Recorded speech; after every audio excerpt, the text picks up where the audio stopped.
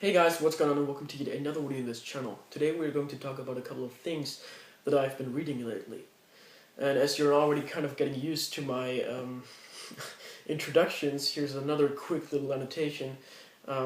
Today is going to be very genre heavy and fiction based books, which are for the most part aiming towards mature audiences, like, a huge pile on the Vertigo front. I'm not sure if I'm going to get entirely through with them in today's episode, so maybe I'll have to put them in the next one, depending on how long it takes me to talk about every individual book, but we'll see that for sure. So I thought of kicking it off with a less notorious one, which in this case is Silverfish by renowned creator David Lapham, most famous for having created Stray Bullets, which I do have in the Uber edition, as you can see, and I'm really fine with this. I know it's claimed to be one of those unwieldy tomes, and it kind of is, but there are far worse examples. I mean, just take a look at the Bone one volume edition or all those omnibuses that are being put out these days. I do find this quite reasonable and quite okay. Really fits in the hand, you can perfectly read it, and as long as you put it on a solid surface, it's okay. For the series itself, one of the greatest crime noir things I've ever read so far. I'm not entirely through with the book yet, but almost, and there are two more volumes, I think either one or two that I can look forward to, that have been released in trades.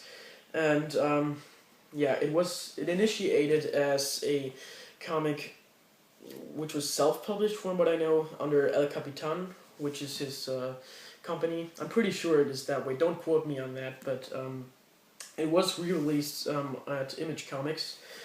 And now we are about 10 years, something like that, later in 2007 with this one-shot / standalone graphic novel. And it is a very gripping movie-like plot, really, with believable, authentic characters, and the way they interact with each other is just phenomenal. I mean, the storytelling is really one of a kind, and the dialogues are very distinct, very, it's kind of hard to put, but they don't feel forced or artificial at any times.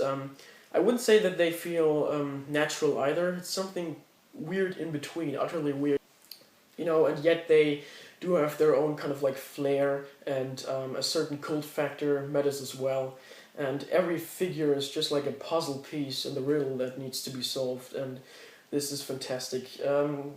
The teens and such, they are all pretty much reminded of those classic 90s movies, Craven movies, for example, and but there's a lot more underneath. I'm not trying to evaluate or analyze the message and meaning behind those movies anyway, because then it would take me much longer, but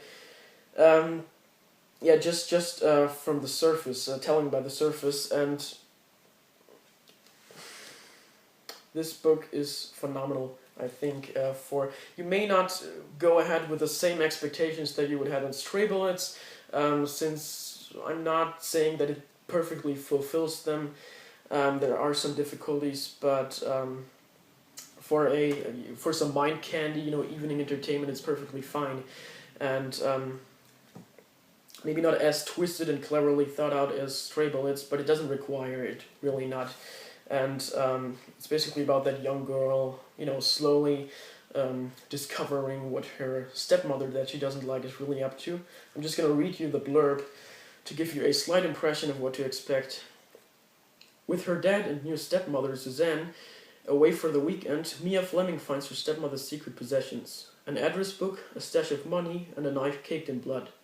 As Mia begins to unravel Suzanne's twisted double life, she unleashes a Pandora's box of horrors when she phones Daniel, a sadistic killer who believes he has a demonic fish living in his ear. So you see a very peculiar premise right from the start, but it does go some cool routes, and I genuinely enjoyed the book. Okay, our next step is Black Science, the remastered edition. Yeah, there has been another one out that was then really criticized by collectors due to its glued binding and overall quite crappy like production value. But then they fixed this and everything's a lot better now. I think they also used some thicker paper stock since it is a lot thicker. And Earl Grey actually made me aware of this copy existing for like $20 online, so I had to jump up on that offer. And apparently it's some sort of glitch because it's in mint condition, sold at both Amazon and other like retail bookstores. And yeah, it's written by Rick Remender, and Rick Remender is of course a big name in the industry already, famous for being in the superhero realms, like sort of. And this is also what I wanted to say today. You know, Vertigo. We do have some titles there, but it's almost in the superhero realms and circles. And I don't know if I'm going to talk about them today, about the other comics that I do have, but perhaps in the next episode. And there's even one completely superhero-related title in there. But Rick Remender, however, is quite known in that scene already.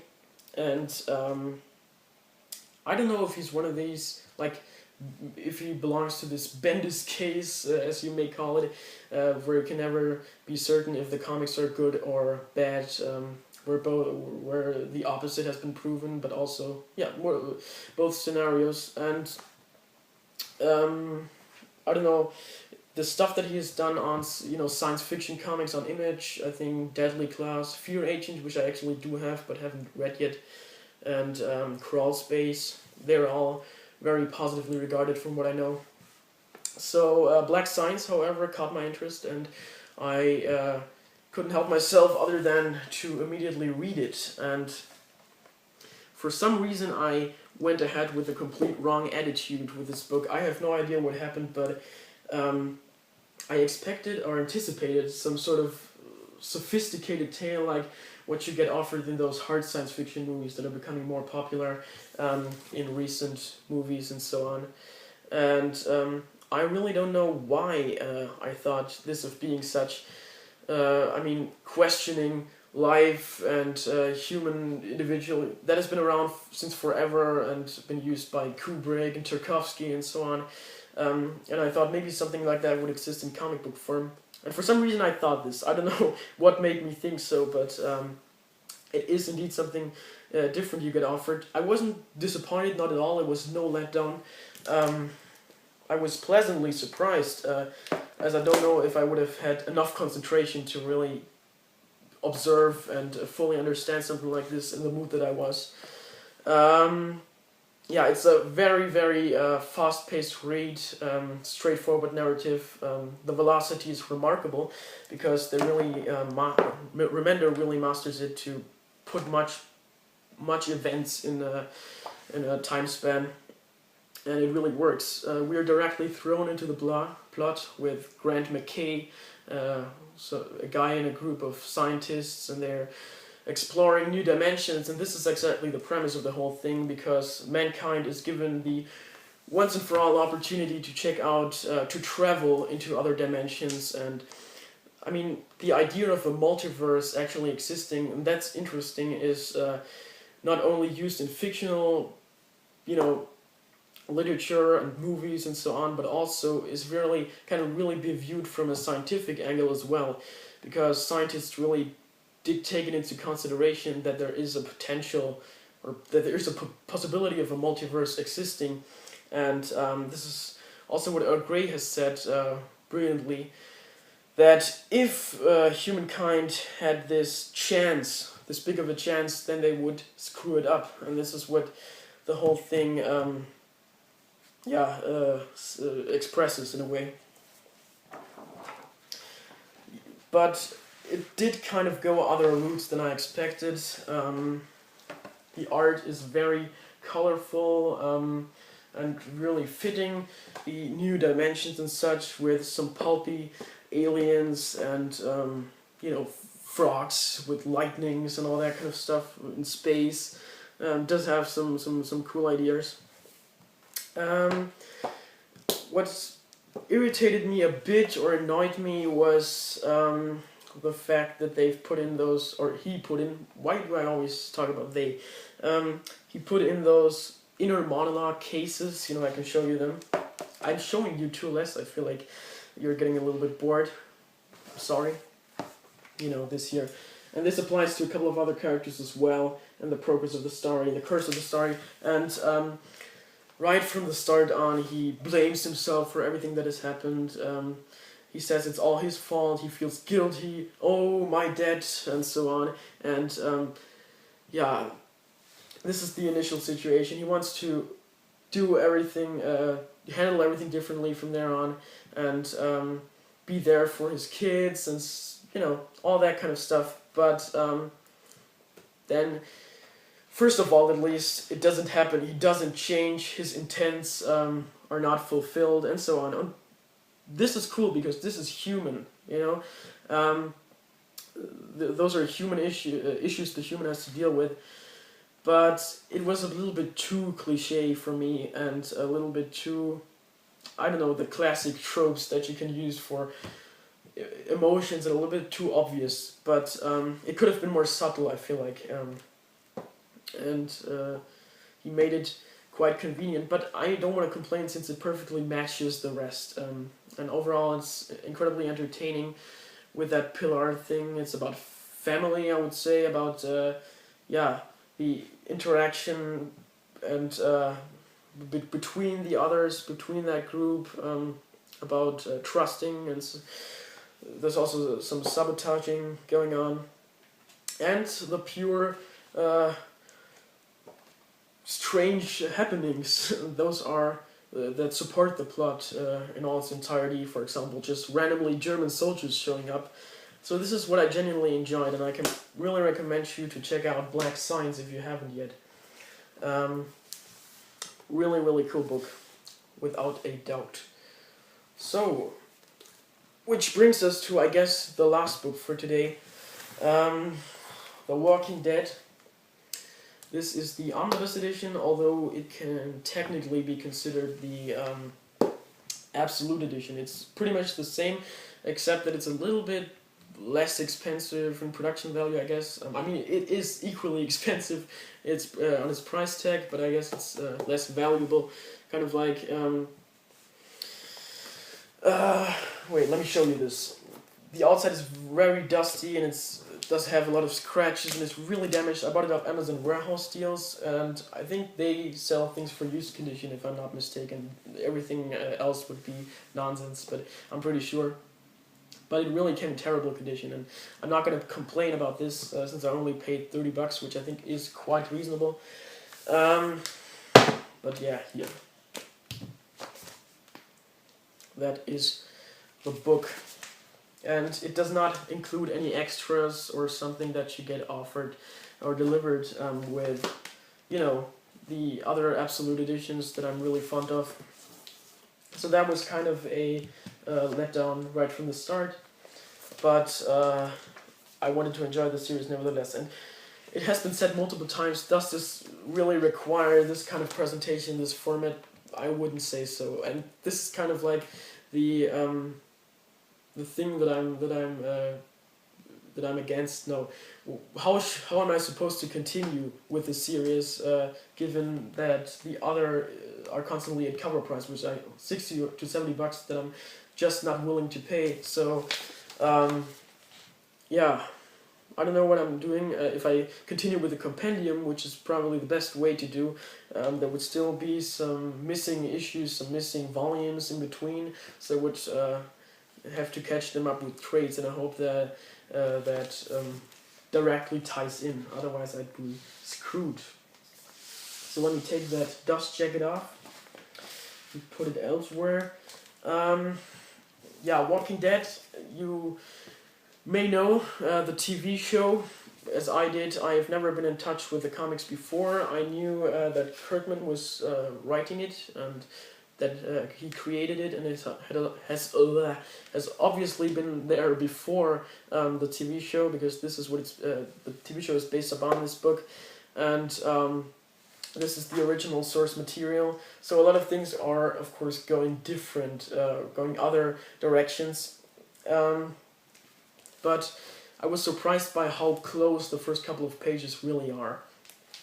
And I have to say I didn't follow the TV show. I don't follow it any longer. I stopped at like the 7th season, and it really seems like it's coming to an end now. Rick, the main protagonist, portrayed by Andrew Lincoln, is leaving the show, and I really don't think they're going to continue from there on. Maybe Daryl is going to become the new main person, but I doubt it. I doubt that the series lives up to would live up to that. I guess every fan would be quitting or anything, and it would financially no longer make sense. Yeah, so I guess they're killing him off in this season. After Frank Darabont left, I've already recognized quite some transition that I wasn't really happy with. I did enjoy the governor storyline to a certain degree, but it was getting worse and worse, and boring, really boring. So the first 6 issues or so are drawn by Tony Moore. Yeah, maybe you've already seen it on the spine. It's not Alan Moore, it's not Terry Moore, it's Tony Moore, and I'm certain that I've heard his name, or that I had some connection to it in another sense, in another way, but I just cannot remember what it was. If so, let me just show you this first pic. The first memorizable image here, in which Rick wakes up in the hospital, which is pretty much directly put into the series. So it starts off quite in the same manner, and I have to say that I genuinely prefer Tony Moore's art style, because from the 6th issue of the 7th issue, Charlie Adler takes over, and he maintained onto the series up until the recent day, just to show you some art by him. And he also has a very distinct style that is easily recognizable, as you can see, and quite admirable as well. It's bleak and moody, and therefore perfectly fits the atmosphere and the whole premise of the series. So why would I ever complain? I think he's a very capable artist, and like what he's doing, but for some inexplicable reason I prefer Tony Moore's take on the series, and I don't know what happened, if they had some sort of conflict or why he left, but I don't know what it is,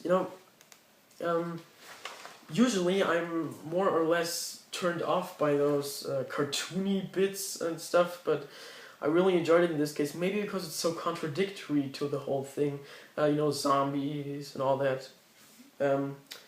Is of course really menacing and threatening, and then there are those light-hearted, almost innocent-looking persons put into, and always caught at the moment of surprise. Their facial expressions.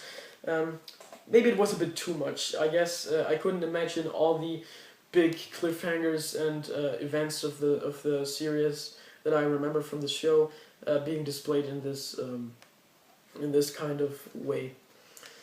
But yeah, I did indeed like both.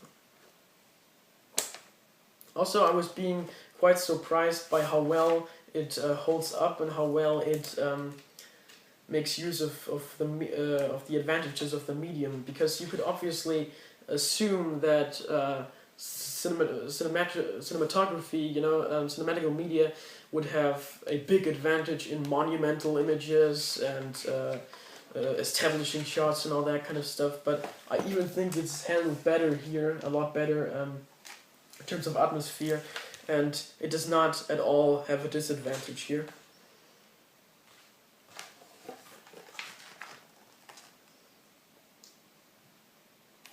In the first couple of chapters, it really felt like I was watching the show again.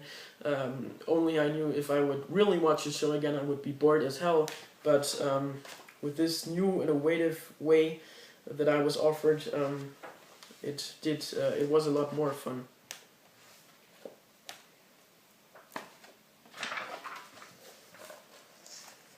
Here. And some spoiler alert for what happens. Maybe I should point that out. I didn't initially want to compare TV show with its source material, because of course it's always putting the one thing against the other, and this was here, and you should review or look at it from an angle without regarding the other one. But since I was introduced to the other one first, I don't know if you can follow me right now, but yeah, I do that unconsciously and immediately, without I cannot help myself in that case. I'm totally associating it with this, of course.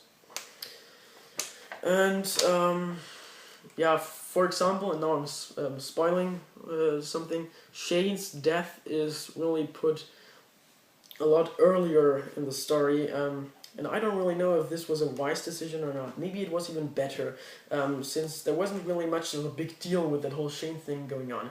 I mean, I don't want to downgrade it in any way, because it really was crucial to the character development of Carl, as he killed him in not as he was zombified in this case. He killed him as he was alive. I think in the show he killed him when he was zombified. I'm not entirely sure, but I'm trying to find the scene right now. That would help a lot. He says it's not the same as killing the dead ones, Daddy, as he kills Shane. And in the show they make a big cliffhanger out of it, or not cliffhanger, but they really build up to that moment for like 2 seasons. They even get to the farm before, and yeah, maybe it's better to not, maybe it's more authentic and believable then. Perhaps this is the case. But overall, I can just say that the book is incredibly entertaining, and it goes on from there on, like this. And, you know, such a premise is of course very promising, because it always also matters not about the zombie apocalypse in the first and foremost, but also about you know, the interaction of, I'm always saying the same words, but yeah, basically people who are put into life to death experiences and situations where they cannot escape really, or where they have to give everything and really reduce to their instincts and lowest grade that is possible of humankind, just like back then, years ago, when we weren't evolving yet, when not everything has been there, and yeah, they're just fighting each other. Also, they're having to face this very like, I'm getting so drowsy right now. Cannot even think straight anymore, but I hope you can understand what I'm saying, that this is a very promising initial situation that allows the readers to, yeah, they have a broad variety of opportunities to do, and also very interesting what a human is able to if you're put under such pressure. And I'm not going to say that it does immediately give that away. I'm not going to say that it doesn't require good writing for that, and it just comes with that whole thing along already. But yeah, I'm saying Robert Kirkman is really a talented writer and author. Yeah.